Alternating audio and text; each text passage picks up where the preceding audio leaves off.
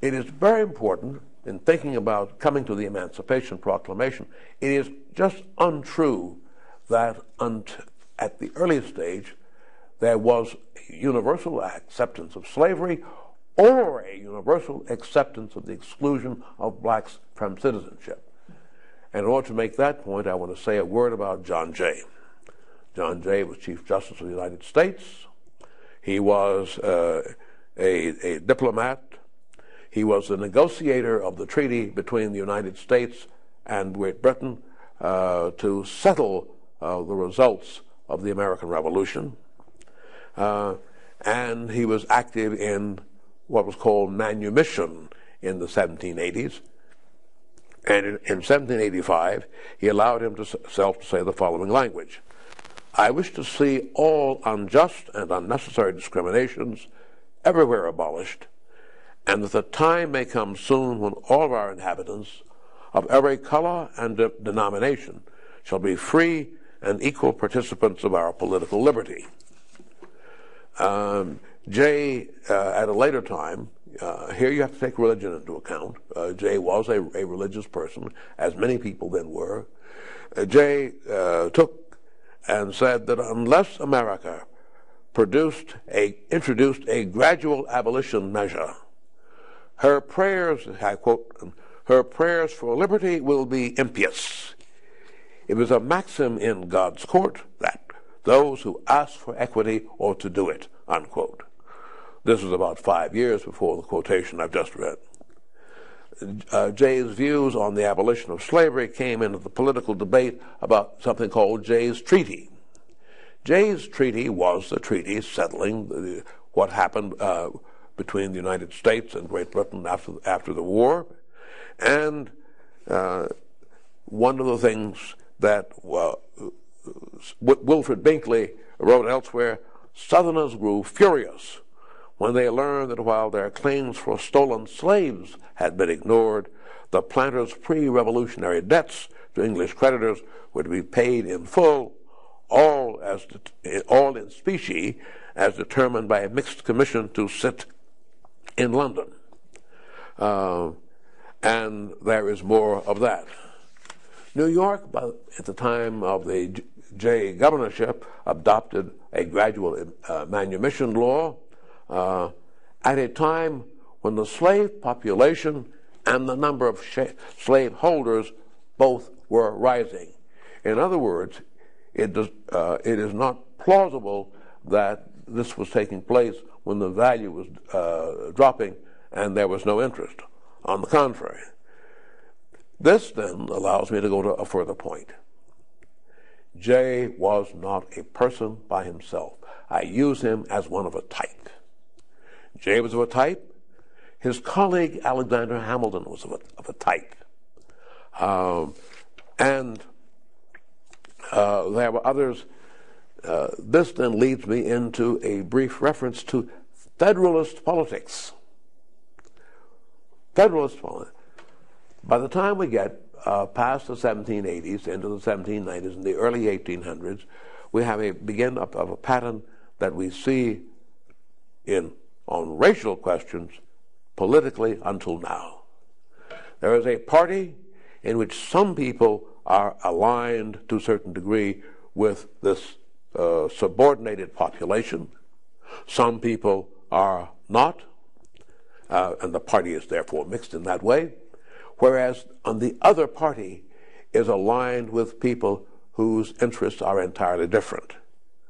I emphasize this because from the in the early 1800s, all the way up to the Civil War, then we find the same thread present in the Whig Party. When these years, we're talking a lot about President Lincoln, suddenly there's a knowledge otherwise that the specialists pay attention to a man called Thurlow Weed. Thurlow Weed is not someone we remember today. He was not a great reformer. He was a very successful editor in New York City, deeply involved in New York State, deeply involved in New York politics, a close ally of William Seward, and, by the way, a sometime financial supporter of Frederick Douglass, of whom more. on that side somewhere. Horace Greeley was of the same pattern, though Greeley was more of a temperamental reformer than Weed was by any means. Now, I only want to make the point, the main point, that the question of what to do about the racial pattern and about slavery was important in New York, and it was important, I will say without going into detail, in a certain set of other states. It was important in Pennsylvania, it was important in North Carolina, it had a certain kind of importance in Ohio. In the New York case, it was not at all trivial.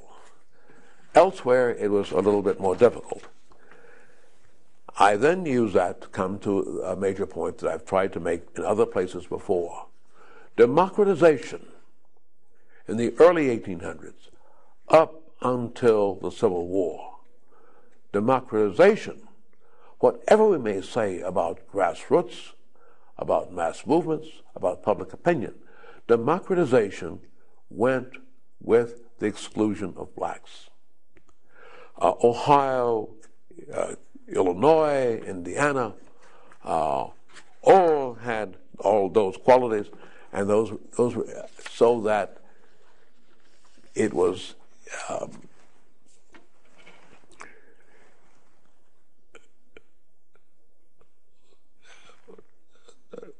so that when you came to the question of what to do about slavery, that was not a winning political item. It was a doubtful, it was a dubious.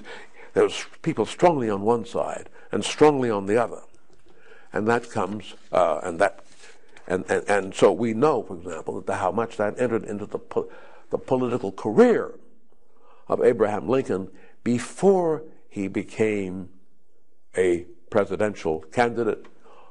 It began to enter significantly into what he had to say in the campaign when he ran for the Senate against Stephen A. Douglas. The question he always had to judge was what to say about slavery and what to say about the African population. And what he had to say about slavery increasingly was that he was opposed to the extension of slavery beyond where it was. To say that he was opposed to slavery beyond where it was is to say what was being said by others at the time of the adoption of the Constitution. It is what was being said by Rufus King, of whom I have said very little, but I should say at least a word, at the time of the Missouri Compromise. Rufus King, oh yes, what should I have said about King that I have not said? Rufus King was the last surviving member of the 1787 convention. He was a senator from Massachusetts. He was a senator of New York. First one, then the other. Rufus King was a leader of the opposition to the admission of Missouri, and he was a loser on that side. He was among those defeated.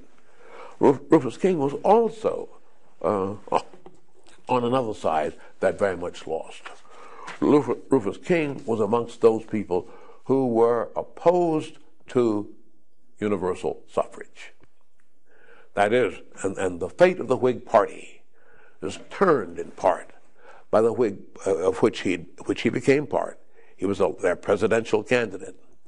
But to turn against universal suffrage in a country with an enormous growing population is, of course, to turn away from any potentiality of victory.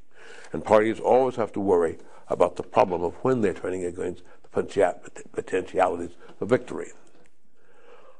Let me turn then to another matter. The driving force that makes slavery so important economically.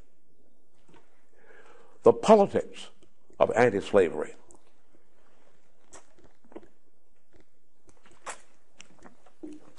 Needs to be understood along with the politics of pro-slavery. And the politics of pro-slavery was that slavery as an economic proposition became simply too important to permit the slave-holding interest to challenge effectively. I began with the question, would slavery be put on a course of ultimate extinction? And there were those who thought indeed that it would be. What then turned slavery into such an economic attraction? Think technology and think about cotton. Cotton became, in the early 1900s, if I may say this, something like oil in the 20th century. It was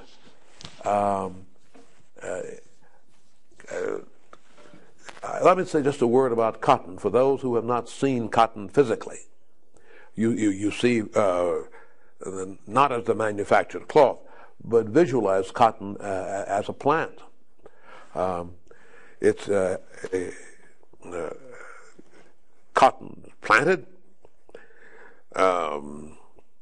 It gets up to a certain height. In recent times, the seed growers have experimented and developed cotton to such an extent that the cotton plant grows to something in the neighborhood of a little under 3 feet tall. That makes harvesting a great deal easier with machines. In the old days, cotton grew to the height of a man. To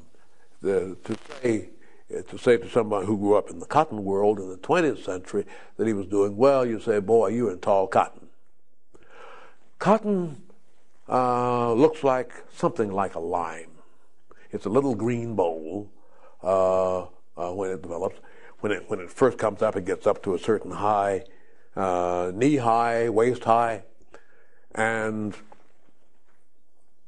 very early, it's a beautiful flower. That flower turns into a bowl, the size, something, as I say, something like the size of a lime. It's a little hard green thing. Over the weather, it hardens. The green turns harsh brown. It pops out, and it's very prickly. To pick cotton is a hard task. Now, fiber and seed must be separated, and that's a tedious task, a very tedious task. To cultivate the cotton crop, to produce it, to bring it in, that way does not produce a lot. The change in technology was extraordinary. Let me recite some numbers. There's something called a cotton gin. I've read that the gin was just a contraction for the word engine, but I don't know that. The gin is a type of saw, and the gin was brought in 1793 by a Yale man named Eli Whitney. And by the way, it's interesting how much of the story is involved with Yale men. William Lloyd Garrison, of whom I'll say a word later, was Yale. John C. Calhoun was Yale. Eli Whitney was Yale. There are some others. What Yale has to do with it, otherwise I don't know, but it's an interesting item. A year after Whitney left Yale, he produced the cotton gin, which was the key then, the key to much of the next 70 years or so, because it was the key to making cotton into a major commercial item. In 1790, there were just about 4,500 acres of cotton. 4,500 acres. In 1800, there were slightly more than 5 times as much. The number is 26,000. In 1810, the acreage was more than 12 times what it had been in 1800. In 1820, it was more than twice what it had been in 1810. It was 700,000 in 1830. In 1840, it was 3,805,000. In 1850, it was a little over 5.9 million acres. Cotton grew in. Now, it is not merely that the acreage grew. You wouldn't produce all of that acreage unless you were doing something with it. You needed the labor. That drove the demand for slave labor up enormously. And the slave interest was not going to yield on that. It was also, this was not Southern only. It was global. Cotton, I said earlier that cotton became virtually the oil of the early 19th century. In 1835, someone counted 90,000 bales of Southern cotton unloaded in Boston. A bale, for those who have who know observance, a standard bale is about 500 pounds. I assume that it was like that in 1830, though what it would be like would be partly on the kind of equipment you use to pack it into a bale. But 500 pounds, as I grew up, was sort of the standard unit. That means, by my count, that in 1835, Boston was receiving 500 times 90,000 in poundage. Cotton moved on to it was the source of the cloth that was used. Lowell, Mass. I do not know if what I'm going to say is true now, except the story was true, and I believe in. When I was a boy in the Deep South, there was a rough cotton cloth for rough work. It was called Lowell's.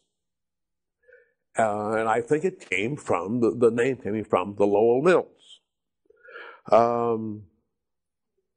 It was extraordinary, and so that for people who were involved in the attempt to push abolition, when they could not get support in Massachusetts, they referred to cotton Whigs. That is, to people whose practical interests required them to deal with the people who produced their cotton, which meant that they did not oppose the cotton sellers. In the same time, there was an enormous amount of cotton, many times the Massachusetts amount, used in the British cotton industry. So that the thought that cotton was king.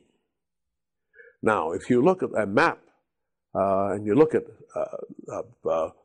Alabama and Mississippi, you look at what was then the Southwest. For those people interested, by the way, in the history of the Native Americans, you're talking about how things grew into the 1830s, and there is something called the Treaty of Dancing Rabbit Creek. The Treaty of Dancing Rabbit Creek was a treaty that the Jackson administration, in the same period, enforced to push the Native American population westward out of Alabama and Mississippi, west of the river, so as to make that land available for agricultural development. And all of that is a part of the pattern that on the one side of the growth, producing enormous power, and on the other side, anti-slavery agitation. It gets us into the 1830s, the 1840s, and there is so much that takes place in the 1830s and the 1840s. I do not know if I were going to do it again and have the time, I might, in fact, simply rewrite the history of the American presidency in the 1840s as to give great weight to the problem of the challenge with the expansion of slavery and the challenge that is involved in the development of the cotton industry, and the conflict on the one hand between those people who need to facilitate the industry and those people who wish to oppose the industry. That is to say, that brings us to other things. I walk around abolitionism, but I would just say briefly, of abolitionism there are at least three sorts. There was abolitionism devoted to ideas of how could slavery be attacked in law. That is presented. I referred to John Jay. I refer in passing to his son, William Jay, who in the 1840s was a great opponent in law of slavery, but could not find a means in his thinking to use the system to impose any severe limitation. So William Jay accepted the theory that slavery had to be accepted and maintained as it is, where it is, and not to be expanded further. Then there was the thought put forth by a man called Alvin Stewart, who in the 1840s was conducting litigation, among other things, to attempt to get an end to slavery, not in the Deep South, but in New Jersey, which still had residual slaves. And Alvin Stewart developed the theory that the language of the Fifth Amendment, on its face, made slavery unconstitutional. Now, if you think of the way we talk about law these days, people talk about original intention and original meaning. And you say, what is written in a document? And there are many practices that are going on that are contrary to what is written in the document. And you say, sorry, that doesn't make any difference. The document means what it says on its face, in the same way that a contract means what it says on its face. To say, oh, no, that's what I meant, is of no great value. Now, for constitutional theory, that's a highly controversial position. But we've heard that. In recent times, it comes again and again in one form or another. Alvin Stewart was offering a kind of original meaning theory of the Fifth Amendment. William Jay, his contemporary, said that's fanciful. You can't get the courts to accept that. And so Jay fell back on the proposition that slavery would have to be accepted where it was, and therefore that its expansion beyond the original 13 states was unconstitutional and to be resisted on all grounds. Now note that he was not having success on that either. The third variety of thinking about abolition is of resistance by somehow changing the popular culture, changing public opinion. And that gets us into Garrisonian abolitionism, which I don't mean to develop, but except to noting, because people participating in this course will know a lot about, or will find a lot about Garrison and about the movement. Now, all of that is there somewhere in the 1840s, in the 1850s, and there are a couple of other things that are also there that I must mention and pass on, because I sense the passing of time. I would say, just note that from the 1830s onward, and notably in the 1840s, there were legal restrictions where slavery was practiced on the ability to argue that slavery should be ended.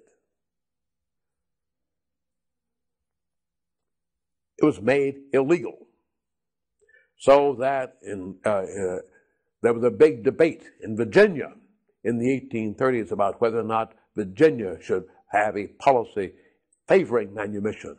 After 1832, that essentially went out the window.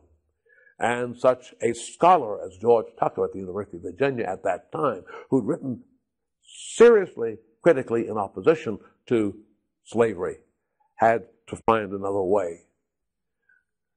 That kind of change in the culture, where debate was permissible, then you have all of what you hear about the abolition movement. There were administrative problems. I've said many times that in dealing with this, the question of whether or not you could send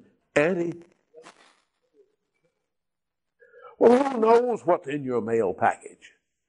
People who thought that they knew could go in and take it out and tear it up and see. And the question was presented to the Postmaster General of the United States about that, and he said, I cannot condone, this is 1830, this is Amos Kendall, I can't condone what you're doing, but I can't forbid it. We must have regard to the sensibility of our communities. Not a precise quote, but something like that. That gets us up to the 1850s. Now note, I began here with the question, would slavery be put in the course of ultimate extinction, or would it be given constitutional guarantees? In the original Constitution, constitutional guarantees of its permanence were not there. Constitutional protections for its exercise were there. No guarantee of permanence. Ultimate extinction, it is clear that ultimate extinction was not taking place, and the economy guaranteed that that could not take place. That then brings us to a better understanding of something that I will mention and pass rapidly, but of two things. Number one, the emergence of slavery as a political debate in party politics. American political parties took over after presidential nominations ceased to be made by congressional caucuses, and they began to be made by conventions. And the first convention is 1840, and thereafter you have parties and conventions in addressing the public adopt platforms. We're in favor of this, we're in favor of that. But then when you get up to 1856, 1860, everybody's had, for example, a platform on railroads, because there's a great need for railroads. On the whole, we do not have parties. The Democratic Party then begins to take up the defense of slavery in its platforms. The Whigs touch it only once, and then, of course, you come to the big change. The big change is 1856, and that is dissident Whigs. The old Whig Party is falling apart. You're not going to get anywhere as a Whig. The old Whig Party was falling apart. In the North, some Democrats who are not happy with where the Democratic Party is gravitate, and so you get the new Republican Party. I suppose the Republican Party, I believe, was formed technically in 1854, but the first Republican Convention was 1856, and the Republican Convention 1856, the Republican platform, incorporates the Declaration of Independence language into it. And that is an extraordinary challenge for those on the slaveholding side, because it incorporates in a way that means it deprives people of the opportunity to say that when you declare all men being created equal, you can exclude the notion that men includes blacks and the slave population. In between, there are the other things that simply have to take note of. It is quite reasonable to refer to the, as indeed people do. There's an excellent little book by Michael Holt, with whom I disagree on so many things here. Professor Holt came up here to Springfield a year or two ago and basically said that Abraham Lincoln should have avoided the Civil War, repudiated his party, and agreed to terms on which slavery would be recognized and untouched by the federal government until 1900. He should have done a 40-year deal. I said, gee, that's 5 years after my father was born. I have other things to say on that subject. But Professor Holt has an excellent little book on the crisis of the 1850s, or the political crisis of the 1850s, in which he covers what was called the Compromise of 1850, which was supposed to settle things. Supposed to settle things in the dispute between people who said what was to be done about slavery, but where its continuation was not in question. The Kansas-Nebraska Act, which was to embody the notion of popular sovereignty, that people would state by state vote on whether there would be slavery. Not the Fugitive Slave Act, because states were not necessarily enforcing the return to the plantations of their escaped slaves, although we should in 2013 note that the number of slaves who escaped was in fact extraordinarily small. There was a study, I'm sorry I cannot put my mind on the title right now, but there was a study a few years ago that has the best numbers that are available, and he comes up with something like 3,000 people who escaped. That's 1 in a million. One of 3,000 is 1 out of 3 million. That is an extraordinarily low escape rate. The glories of the Underground Railroad and the heroism of Sojourner Truth, to the contrary notwithstanding, there were very few people who escaped. And all of that's a part of the so-called crisis of the 1850s. I mentioned before the Dred Scott case. We know about that. That Scott was a man held in slavery, and he brought a legal challenge. How he brought that legal challenge is deeply worth studying. We could spend 8 weeks, in my mind, on how he brought the challenge, how it was realistic for him to do so. He lost the challenge, although the strongest argument is that the case should never have been in court, because the court did not have proper jurisdiction, but the court was anxious to have the case and to make the ruling that it did. All of that is behind, then, Professor Finkelman's lecture, in which he talks about the choices President Lincoln made about how to proclaim emancipation.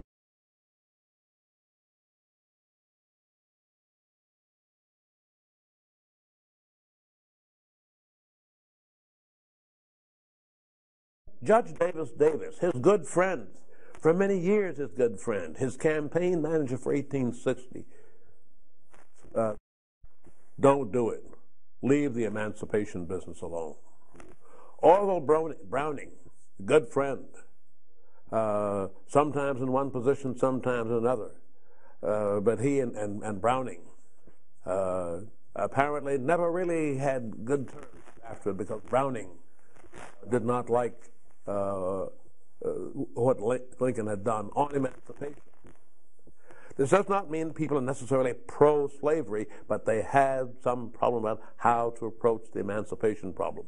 On the other hand, Lyman Trumbull, always pushing. Joseph Medill, the Chicago publisher, always publishing. These are all people who were part of the Lincoln crowd. Norman Judd, always pushing. The president made up his mind, and there are those who will say the president made up his mind all by himself and nobody had anything else to do with it. The president of transparent wisdom and marvelous moral clarity, God save the president. I must say that at another time, I'll hope to have the opportunity to say that with high regard for the president, that appears to me to be worthy of some second consideration. What I want to say as well is that we had to come, given the kind of background I've described, from 1787, or if you want to say from 1789, the actual beginning of the government, up until 1860-61, there was what we had operating, in fact, was the design of a constitution that did not admit the possibility of reform. There was no way in the system. Logically, one could make a case, but in fact, in no way could one could it work. And this is not so fully recognized, and I had not thought about it so clearly. And I went back and read a brilliant article, otherwise separate from this matter, but there's a man called John P. Roche. Roche, in 1960, published an article on the Constitution. And you have to remember my concept that a constitution is an arrangement amongst people who are important about how they will deal with each other, whom they will admit, whom they will exclude, and whom they will treat as mere resource. Now, to speak of mere resource is to speak, for example, of the status of people as slaves. John Roche has something to say that is entirely appropriate here when I say you have a design of a constitution that does not admit on the slavery question the possibility of reform, and thus forcing presidential emancipation. Roche says this: to conclude, finishing his article, to conclude, the Constitution was neither a victory for abstract theory nor a great practical success. Now, all those who are going to go into orbit when you say the Constitution was not a great practical success, could something that had its country at war be a great practical success? The Constitution was neither a victory for abstract theory nor a great practical success. Well over 500,000 men had to die on the battlefields of the Civil War before certain constitutional principles could be defined, a baleful consideration which is somehow overlooked in our customary tributes to the far-sighted genius of the framers and to the supposed American talent for constitutionalism. That is a way of thinking about the problem of slavery inside the Constitution. Would it in some way gradually die out? Clearly not. Would it be constitutionalized, made a formal part of the system? Clearly not. The Confederates intended that it should be a part of their system. The one big change in the Confederate Constitution as compared to the Federal Constitution is that it said that there would be no law overturning the property in slavery. Whereas in all of the evasions, the thing that James Madison could never quite bring himself to admit, there was the notion of property in man.